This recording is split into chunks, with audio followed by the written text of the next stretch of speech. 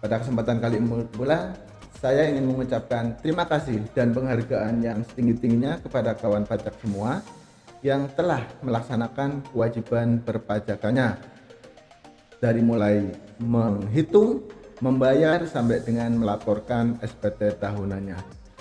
Tidak adil rasanya apabila kami dari Direktorat Jenderal Pajak hanya menuntut kewajiban dari kawan pajak semua. Tentu saja ada hak-hak dari kawan pajak yang harus dipenuhi oleh kami dari Direktorat Jenderal Pajak. Salah satu hak dari kawan pajak tentu saja adalah mendapatkan edukasi, mendapatkan informasi, mendapatkan sosialisasi terkait dengan hal-hal yang terkait dengan pemenuhan kewajiban perpajakan kawan pajak semua, dari mulai update peraturan sampai dengan penanganan permasalahan yang ada dalam aplikasi perpajakan.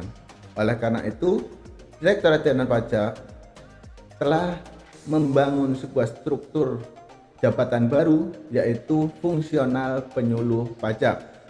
Tugas kami adalah mendampingi, mempermudah kawan pajak semua dalam melaksanakan kewajiban perpajakan kawan pajak semua, sehingga dalam melaksanakan kewajiban kawan pajak tidak hanya merasa diawasi, tetapi kawan pajak semua juga merasa didampingi, sehingga kawan pajak merasa nyaman. Diharapkan dengan kenyamanan yang didapatkan oleh kawan pajak semua, voluntary payment akan naik, sehingga penerimaan pajak juga akan meningkat. Nah, tanpa berlama-lama, kawan pajak izinkan saya memperkenalkan diri. Pada sore hari ini saya Abdul Aziz, saya adalah fungsional dari KPP Pratama Jakarta Medan 3 yang akan menemani kawan pajak semua selama 30 menit ke depan untuk membahas hal-hal terkait dengan perpajakan. Tentu saja saya tidak sendiri. Pada kesempatan sore hari ini saya ditemani oleh seorang fungsional penyuluh KPP Pratama Menteng 3 juga, yaitu apa nih saya manggilnya nih, Mas Randy, Kak Randy atau Pak Randy nih? Saya biasa manggil Om. Om Randy. Tapi terserah ini. Saya manggilnya Pak Aziz aja. Karena lebih senior kan. Iya. Lebih tua lah ya. Jadi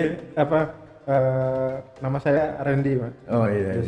Kadang dipakai Mas Ren, kadang dipakai Om Ren. Kalau di depan ya Pak Randy gitu. Boleh bebas. Saya panggil Mas Ren aja biar kelihatan perbedaan umurnya. Iya. Jadi kita membahas apa nih Mas Randy sore hari ini? Sesuai yang sudah dijadwalkan ya. Karena ini kita kan lagi musimnya bulan Maret nih. Iya, musimnya betul. Laporan SPT. Jadi kita nggak mau ketinggalan sama yang lain. Kita mau bahas tentang SPT tahunan juga. Iya. Betul juga ya. Setiap awal tahun kita selalu disibukkan dengan pelaporan SPT tahunan, dan kebiasaannya biasanya di akhir-akhir masa pelaporan ya, semua kawan-kawan pajak ini baru melaporkan SPT-nya. Semoga nanti dengan acara ini kawan pajak bisa lebih terbuka lah, bisa menambah informasi kawan pajak semua, dan bisa menambah semangat kawan pajak untuk memenuhi kewajiban perpajakannya ya kawan. Ya, mungkin berpikirnya ini kok sudah akhir Maret baru bikin acara SPT tahunan gitu kan. Mungkin kita encourage wajib pajak kita untuk lapor SPT. Misalkan yang belum lapor SPT, mungkin dari sini dapat informasi, oh saya harus lapor SPT. Jadi besok masih ada waktu kan ya. Kalau misalnya terima kasih yang sudah lapor SPT duluan sebelum ini ya. Ya, informasi mungkin nanti dari sini dapat informasi yang lebih baik lagi, bisa diaplikasikan di pelaporan SPT tahun depan. Iya, betul sekali. Atau mungkin ada yang merasa, waduh kemarin saya salah, ternyata itu bisa lakukan pembetulan ya. Iya, betul. Saya bingung nih antara Mas atau Kak Randy nih. Jadi gini Mas Randy, kita itu kan sebagai penyuluh pajak, penyuluh di KPP Pratama Jakarta Medan 3. Saya ingin bertanya dulu nih ke Mas Randy, sebenarnya pajak itu apa sih Mas Randy? Pajak itu kalau kita bicara mungkin orang awam itu intinya dia itu kepaksa membayar. Dan rata-rata kebanyakan itu memang nggak ikhlas. nggak ikhlas bayar. Ini bayar buat apa sih? Bayar pajak buat apa sih gitu. Nah sebenarnya kalau kita bicara dari awal ya, dari definisi pajak itu seperti apa, itu ada 4 poin yang perlu ditekankan tentang definisi pajak ini. Yang pertama ini adalah iuran wajib. Wajib. Nah, iuran wajib. Nah, karena ini wajib, diwajibkannya dengan dasarnya adalah undang-undang, bersifat memaksa, didasarkan dengan undang-undang. Nah, kemudian hal ini diwajibkan kepada siapa? Kepada warga negara. Dalam hal ini kalau kita bicara tentang perpajakan maka adalah wajib pajak yang dimaksud di sini ya. Yang ketiga adalah warga negara sebagai wajib pajak. Yang keempat adalah, nah ini yang paling penting, banyak orang nggak tahu. Yang keempat ini adalah pajak ini digunakan untuk keperluan negara, kepentingan negara bagi kemakmuran rakyat. Nah ini mungkin kita bisa bicara begini.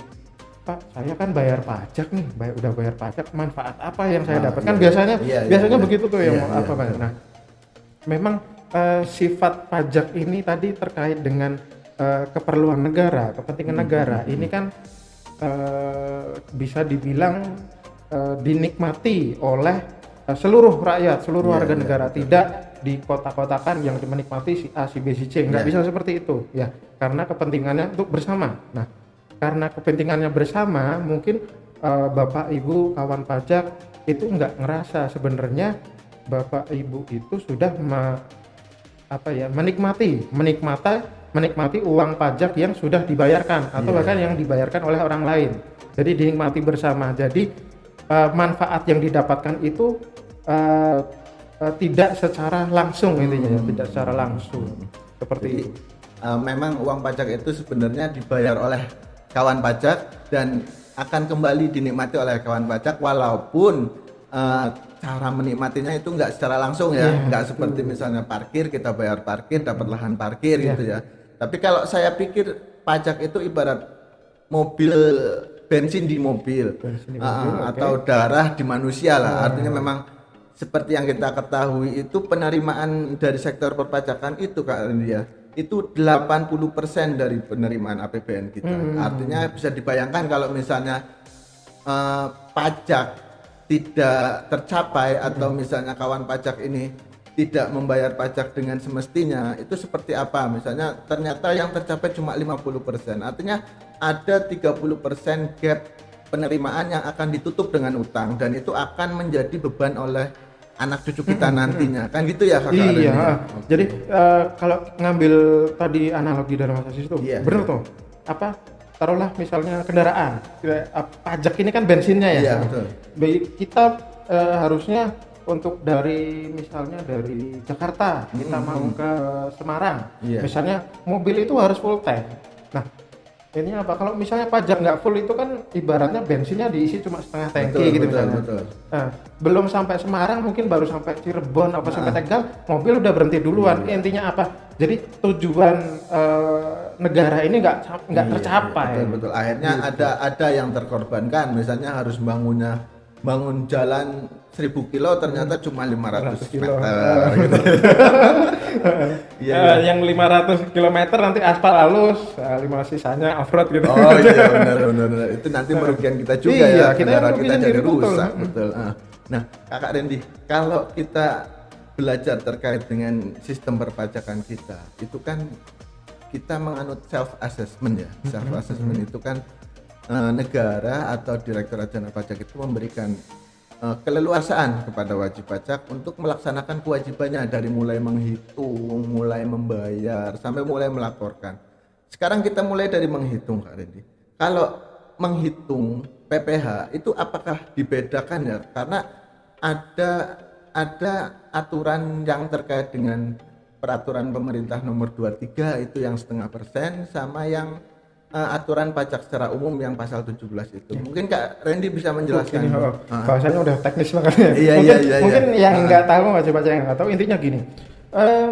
Kalau kita bicara pajak itu kan salah satu prinsip pajak itu kan adalah prinsip keadilan. Maksudnya prinsip keadilan di sini adalah apabila orang yang lebih mampu itu pasti bayar pajaknya lebih besar gitu. Iya, Makanya dikenal tarif, istilahnya tarif progresif. Maksudnya adalah semakin besar penghasilan, berarti pajaknya kan semakin besar. Betul. Nah, gitu.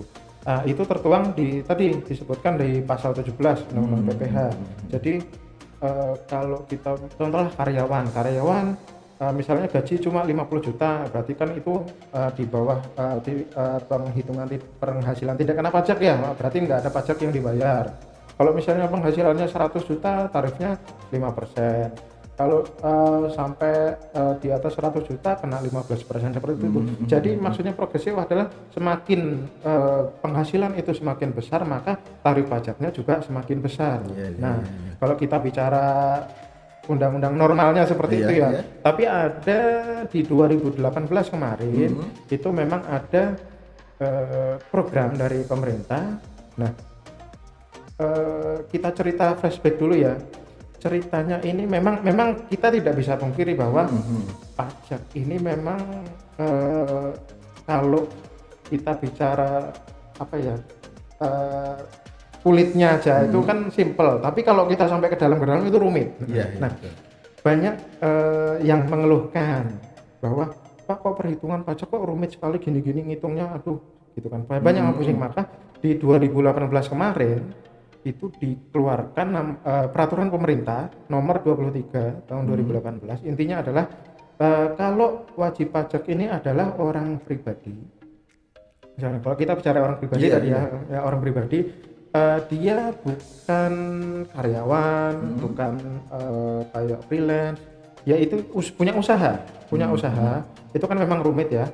Jadi perhitungan pajaknya itu disederhanakan. Jadi dari omset yang didapatkan itu cukup tinggal dikali tarif 0,5%. Nggak perlu ngitung apa kosnya, biaya ini berapa, intinya pembukaan nggak perlu. Jadi langsung aja dikalikan 0,5% dari total omset yang didapat selama 1 bulan, misalnya seperti itu. Jadi kalau bisa saya simpulkan bahwa orang pribadi ini kan ada dua ya, orang pribadi yang karyawan sama yang usahawan. Karyawan, betul. Nah, kalau yang karyawan itu tarifnya itu berlayer ya, tapi berlapis-lapis.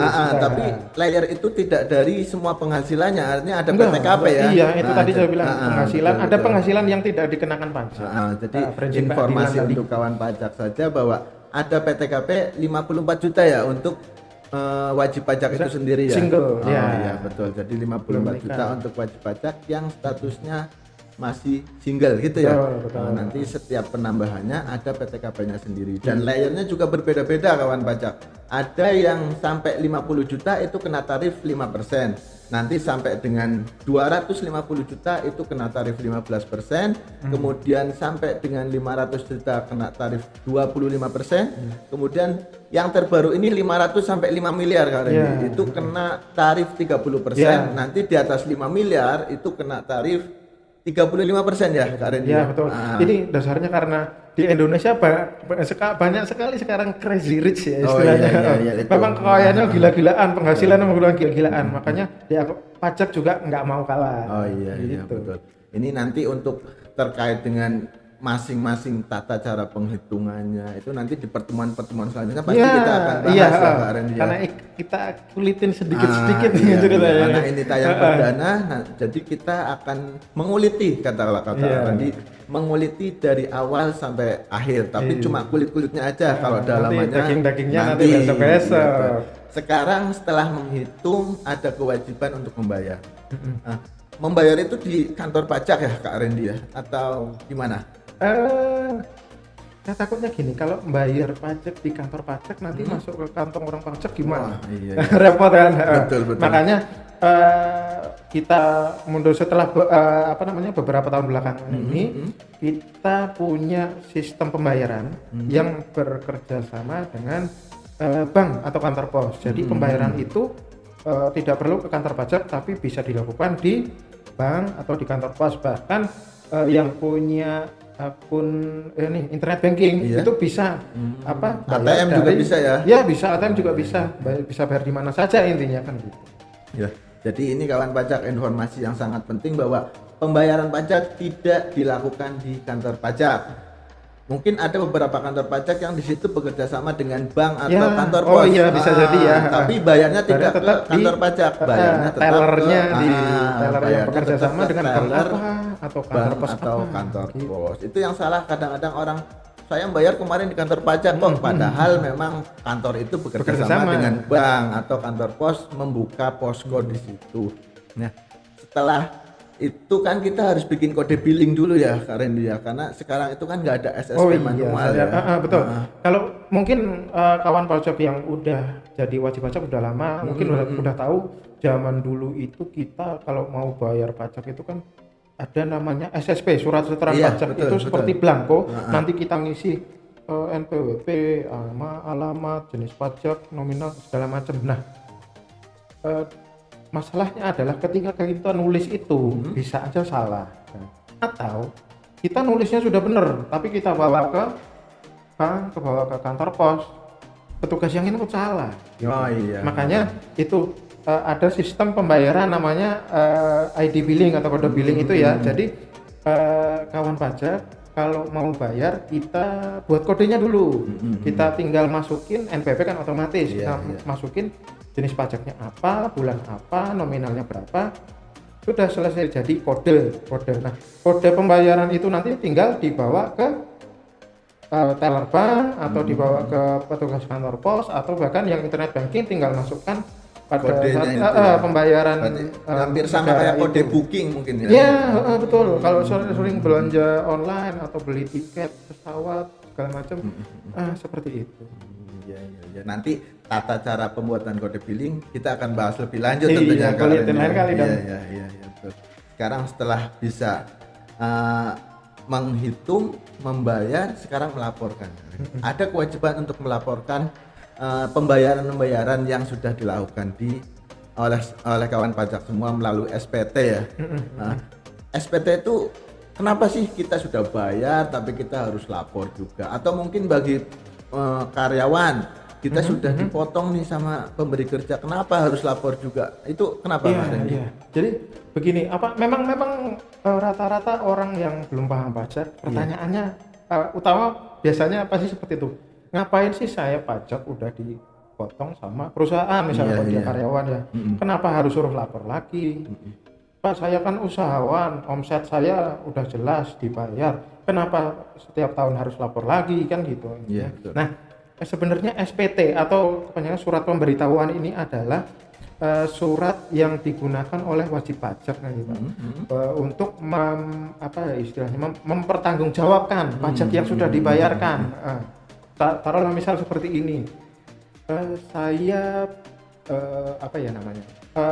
pengusaha, pengusaha rutin tiap bulan bayar pajak sendiri, ya pada 12 gitu kan. Nah, di SPT tahunan itu kan salah satunya kita menghitungkan omset ya, omset tiap bulan berapa. Nah, nanti di situ kan ketahuan apakah pajak yang sudah saya bayar itu apakah sudah betul. Nah, sudah betul. Atau bisa kasus seperti ini, saya tiap bulan bayar. Ternyata ada yang miss nih, perasaan saya bayarnya kalau setahun kan 12 gitu ya misalnya. Betul. Kok bayarnya ada buktinya 13 gitu, bingung. Kan nggak mungkin 13 itu diakui sebagai pajak. Ternyata ada salah satu yang salah, misalnya double gitu ya. Nah, di SPT nanti harus di state atau dinyatakan bahwa pajak yang untuk setahun ini adalah ini 12. Berarti yang ada yang satu yang nggak masuk itu berarti bukan pajak, ada kesalahan. Nanti bisa istilahnya pindah bukuan, dibuat bayar pajak lain itu bisa. Jadi intinya salah satu gunanya SPT untuk seperti itu. Jadi SPT itu sebenarnya ada fungsi kontrol ya. Intinya kontrol ya.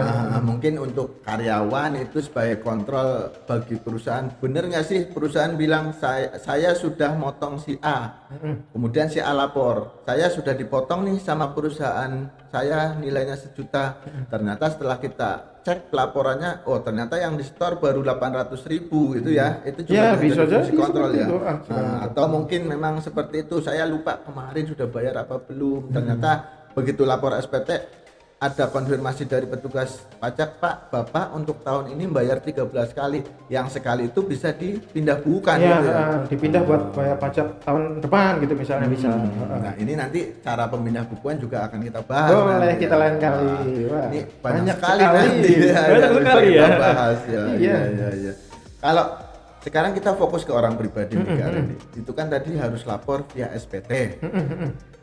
SPT itu berarti gimana nih Kak Ren cara pelaporan, atau saya karyawan atau ada teman saya yang punya usaha itu SPT-nya beda atau sama Kak Ren? Oh ya, jadi kalau kita bicara orang pribadi ya, orang pribadi ini adalah masing-masing orang yang dibedakan dengan NIK kalau di Indonesia ya, nomor induk kependudukan.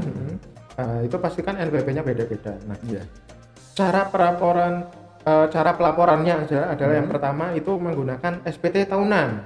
Jadi beda dengan yang ini misalnya badan hukum, badan hukum itu ada pelaporan yang bulanan. Tapi untuk memang yang orang pribadi ini agak dimanjakan ya, dimanjakan karena apa? Lapornya cukup setahun sekali. Lapornya cukup setahun sekali di awal tahun. Nah, kenapa di awal tahun? Karena yang dilaporkan adalah data tahun sebelumnya. Jadi kalau kita sekarang di 2022, berarti yang dilaporkan adalah data perpajakan selama Januari 2021 sampai Desember 2021. Gitu, maksimal di ini tanggal 31 Maret ini. Seperti itu. Nah, kalau kita lanjut ya ke SPT tahunan orang pribadi, pelaporannya itu ada dibedakan. Kalau kita bicara formulir ya, secara formulir, legal formulirnya itu ada 3 macam SPT tahunan bagi orang pribadi. Yang pertama adalah 1770 kodenya ya. Kita bicara kode SPT 1770 itu bagi wajib pajak yang mempunyai usaha atau pekerjaan bebas. Nah, seperti itu. Nah, yang kedua ini sisanya ini adalah terkait wajib pajak karyawan. Kita bedakan menjadi 2. Yang pertama adalah kodenya 1770S. Yang ketiga adalah 1770SS. Nah, bedanya apa? Nah, kan ini kan sama-sama karyawan, tapi bedanya adalah untuk yang SS tadi itu adalah bagi karyawan yang memiliki penghasilan selama 1 tahun ya, selama 1 tahun itu di bawah 60 juta rupiah. Jadi otomatis yang 1770S ini untuk mengampu yang penghasilannya di atas 60 juta rupiah. Bedanya gitu, di situ terkait dengan formulir. Jadi itu ya kawan pajak. Jadi untuk orang pribadi itu SPT-nya ada 3 jenis formulir gitu ya Kak Randy ya. Betul. Ada 1770 SS untuk yang karyawan, 1 pemberi kerja penghasilan di bawah 60 juta. Kemudian ada 1770S itu untuk yang penghasilannya di atas 60 juta. Betul. Kemudian ada 1770. Nggak ada embel-embel S atau SS ya. Jadi yang 1770 itu untuk usaha atau pekerjaan bebas ya. Pekerjaan bebas itu misalnya dokter, ya, betul. arsitek dokter, gitu ya. Terus Arsitek intinya ya. Intinya yang pekerjaan tidak terikat oleh apa ya namanya. Jadi kita sendiri yang menentukan gitu ya. Saya mau kerja berapa lama, saya mau kerja berapa hari itu.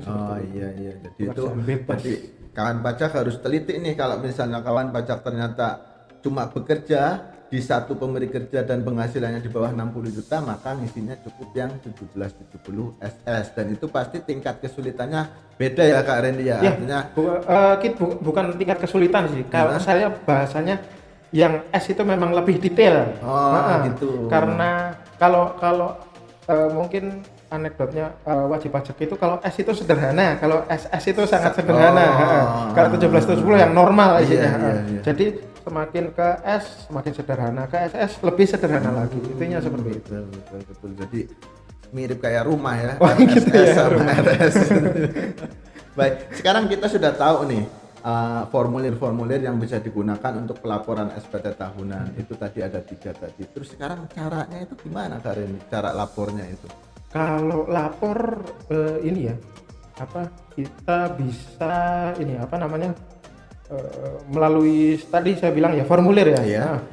Tinggal minta ke KPP atau bisa download di googling aja formulir, nanti kita bisa isi, kemudian kita kirim via pos bisa atau langsung ke front desk namanya TPT itu bisa diarahkan dimasukkan di sana. Kalau melapor itu yang manual formulir. Itu secara manual. BP mengisi formulir ya. Nah. Tapi kalau yang ini kekinian nih Mas, milenial emang masih ada yang ini saya nggak yakin ya. Kalau sekarang itu zamannya namanya istilahnya e-filing. E-filing itu adalah electronic filing. Jadi yang di filing itu adalah SPT-nya. Jadi intinya kita ngisi SPT tahunan itu secara elektronik. Nah, jadi tidak perlu download formulir, ngisi manual, dikirim atau diantar, cukup semuanya lewat komputer atau bahkan bisa lewat HP ya. Itu bisa dilakukan kapan saja, di mana saja. 24 jam, 24 jam sehari, ya. 7 hari seminggu. Iya. Jadi mungkin bisa jadi gambaran pajak bahwa kalau misalnya ngisi 1770S aja, itu kan ada 4 lembar ya. Artinya setiap halaman itu identitas harus diisi. Itu kan ya capek ya menghabiskan waktu, tapi kalau dengan e-filing kawan pajak cuma ngisi sekali semua halaman terisi. Ya, gitu jadi ya? logikanya kalau kita ngisi formulir itu kan ada kolom identitas ya. Iya betul. Tiap halaman ngisi identitas. Masa, tahun, nama. Iya, itu lama. Iya, betul. Kalau e-filing kita cukup ngisi, istilahnya kalau di formulir itu tabel, yang diisi tabelnya aja. Iya. Semuanya langsung terisi. Iya. Intinya seperti itu, mudahkan dan nggak perlu nunggu takut KPP wah ini jam 5 udah tutup gitu kan. Mau jam 7 mau jam 12 malam itu mau lapor juga bisa. Iya. Misalnya baru sadar setelah ikut acara ini saya belum lapor SPT nih, tapi udah mau jam 5 nih udah tutup. Bisa. Kalau besok kesini takutnya rame, akhirnya ikut e-filing saja ya. Jam 11 atau jam 23.30 tanggal 31 Maret masih bisa ya Kak Randy? Masih bisa sampai 23.59. Oh iya. Nah, memang konsekuensinya apa nih kalau misalnya kita terlambat lapor? Oh iya, bagi yang belum paham ya sebenarnya karena tadi kita bicara pajak itu kan diatur dengan undang-undang. Nah, kita bicara karena bersifat wajib memaksa, tentu ada sanksi di belakangnya ya. Kalau misalnya tadi kan kita sudah bahas bahwa untuk SPT tahunan orang pribadi itu maksimal kan 31 Maret setiap tahun ya. 31 Maret berarti besok ya. Besok udah injury time banget besok nih kan. Nah, kalau misalnya ada kawan pajak kok miss nih, sampai terlambat, konsekuensinya apa? Kalau kita bicara undang-undang KUP itu di situ ada sanksi keterlambatan atau tidak melaporkan SPT tahunan. Nah, kalau kita di sini kan bicara orang pribadi ya. Bicara orang pribadi itu sanksinya adalah sebesar Rp100.000 per SPT tahunan. Jadi kalau misalnya punya MPP dari dulu nggak pernah lapor 5 tahun misalnya, ya udah kali 500 gitu, lumayan setengah juta. Sebenarnya ini konteksnya juga bukan cuma 100.000 atau 200.000. Mungkin kawan pajak berpikir telat paling bayar 100 daripada saya ngitung SPT saya ternyata ada kurang bayar lebih gede daripada itu, mending saya telat. Ininya konteksnya bukan di situ ya, karena ada hal-hal lain yang akan menjadi pengikut dari konsekuensi itu sebenarnya Kak Randy. Ada sanksi pidana atau bahkan ketika kita akan melakukan pemenuhan kewajiban berpajakan yang lain akan terkendala. Misalnya orang pribadi yang nggak pernah lapor SPT, dia mau buka usaha terkendala. Pasti kan ini nih ngurus biasa SIUP ya namanya surat izin usaha kan. Itu kalau belum lapor SPT pasti ditolak. Betul. Atau mungkin saya punya harta nih 1 miliar tapi saya nggak pernah lapor SPT. Di kemudian hari saya mau mewariskan atau menghibahkan, itu juga bisa jadi masalah. Bisa jadi karena nanti di ATR BPN ke pertanahan ya. Pertanahan. BPN ya. ATR BPN itu pertanahan itu pasti nanti dicek juga. Pajaknya sudah dibayar belum? Sekarang ada KSWP ya, konfirmasi status wajib pajak. Intinya adalah di KSWP itu bagi wajib pajak yang hendak menggunakan fasilitas negara atau mendapatkan pelayanan dari pemerintah, betul. itu harus semua tunggakan dan tanggungan pajaknya harus clear dulu. Oh iya. Dan salah satunya SPT tahunan ini. Betul. Artinya ini bukan cuma masalah 100-200 ribu, ini ada konsekuensi yang ke lebih belakangnya besar, ya. gitu Banyak yang orang nggak tahu itu benar. Iya, betul. Oke, Kak Randy kayaknya ini dari mulai menghitung, membayar sampai melaporkan udah nih. Kulit-kulitnya udah. Mungkin nanti isinya kita akan bahas lagi di pertemuan selanjutnya. Oh, boleh, Karena boleh. ini sudah overtime kayaknya. Kita kasihkan ngobrol ternyata ya. Iya, ternyata tadi kita bingung, wah, diisi apa ya? Ternyata malah kurang. Ya, sekarang ini closing statement dari Kak Randy untuk kawan pajak semua nih, gimana nih Kak Randy? Seperti acara ini ya, walaupun intinya mepet-mepet, intinya adalah tidak ada kata terlambat. Masih ada tidak waktu. Ada kata terlambat. Masih ada waktu besok buat lapor SPT tahunannya. Kalau misalnya nggak paham atau butuh bantuan, bisa datang ke KPP terdekat yang di dekat kawan pajak di mana boleh, silakan di situ. Atau mau langsung datang ke sini juga boleh, silakan. Karena nanti memang kita bantu ya. Kita juga membuka ini ya, helpdesk baik itu online maupun offline ya. Zaman sekarang harus ada online juga. Iya. Jadi teman pajak jangan khawatir, Direktorat Jenderal Pajak sudah membuat satu jabatan baru dari mulai Direktorat Jenderal Pajak Kantor Pusat, di Kanwil, di KPP, itu semua ada tenaga penyuluh ya, yang tugasnya memang membantu, mendampingi kawan pajak semua dalam melaksanakan kewajiban perpajakannya. Jadi gitu ya Kak Randy ya. Oke. Ada yang mau disampaikan lagi Kak Randy? Saya kira cukup sih. Paling ini aja.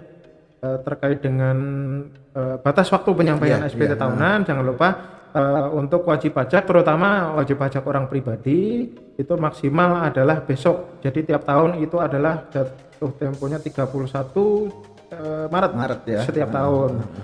Sekaligus pesan juga kalau misalnya ada yang punya badan hukum, itu bulan depan ya, 30 April maksimal. Jadi memang ada beda batas waktu pelaporan kawan pajak. Untuk orang pribadi itu batas waktu pelaporannya terakhir itu tanggal 31 Maret tahun berikutnya ya. Kalau untuk badan itu tanggal 30 April berarti ya Kak. Betul, 30 April. Masih sebulan ya, masih lumayan spare waktunya. Iya. Jadi kawan pajak, kalau misalnya kawan pajak pengen lebih detail untuk tahu tata cara pelaporan SPT tahunan, ini kawan pajak juga bisa ikut sosialisasi karena kami dari fungsional juga ada Kak Randy. Jadi ada link khusus yang dipakai untuk pendaftaran. Nanti kita akan share juga di deskripsi di ini Jadi nanti kawan pajak tidak perlu khawatir misalnya, lah itu kok live-nya cuma sekilas ya, karena ini memang cuma kulit-kulitnya aja. Nanti kita akan lengkapi dengan daging-dagingnya karena sudah banyak nih materi-materi yang sudah kita siapkan. Kawan pajak juga bisa request materi Kak Randy. Jadi nanti kawan pajak bisa komen, bisa lewat WA, bisa lewat di Instagram. Karena kita punya di akun medsos kita tuh dari mulai Facebook, Twitter, YouTube sampai Instagram kita ada semua. Silakan komen di situ. Kawan pajak mau request materinya apa, nanti kita akan siapkan untuk kawan pajak semua. Sepertinya cukup ya Kak Randy ya. Kalau saya pribadi belum cukup, tapi waktu berkata lain ya. Jadi kawan pajak, mohon maaf nih kalau memang belum sempurna karena ini juga kelihatannya sangat terburu-buru ya, karena memang waktu kita terbatas. Tapi nanti ngopi sampai lupa loh. Oh iya kawan pajak, nanti untuk kawan pajak yang aktif ini kita ada souvenir loh. Nanti ini ada mug, ada tumbler, itu nanti bisa kawan pajak peroleh kalau kawan pajak komen atau mengirim pertanyaan ke kami. Jadi kayaknya sudah cukup untuk kegiatan Tax Live hari ini. Sebelumnya kami minta maaf kalau ada kekurangan, dan sampai jumpa di pertemuan-pertemuan selanjutnya dengan materi-materi yang tentu saja akan lebih menarik dan lebih detail.